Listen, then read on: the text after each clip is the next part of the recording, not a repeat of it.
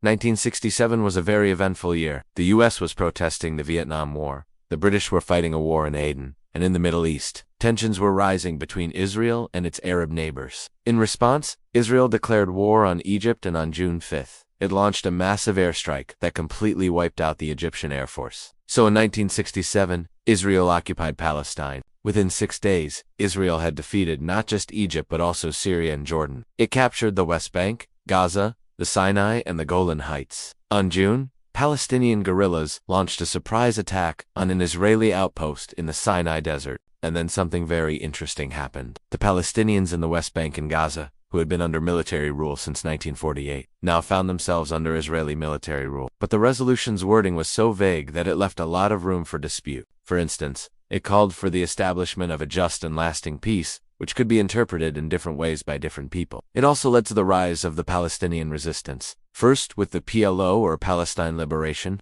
Organization, founded in 1964, and then with Hamas, which was founded in 1987. It also left open the question of what an Israeli withdrawal would look like. Would Israel have to withdraw from all the territories it had captured, or just some of them? This is what the Palestinians wanted clarified, but Israel refused, saying that the resolution was vague and that they would hold on to the territories until a final peace agreement was reached. How did the world react? Well, the UN passed Resolution 242 calling for an Israeli withdrawal from the territories it had captured in the war and for a lasting peace. As Israel began building Jewish settlements in the West Bank and Gaza, Palestinians were subjected to military rule, checkpoints, curfews, and constant fear of eviction. Hundreds of thousands of Palestinians were also displaced from their homes as Israel began building settlements in Palestinian territory. Meanwhile, life under the occupation was not easy for the Palestinians. So the Six-Day War of 1967 not only created the modern state of Israel, it also created the conditions for today's Israel-Palestine tension. To learn more about the history of the modern Middle East,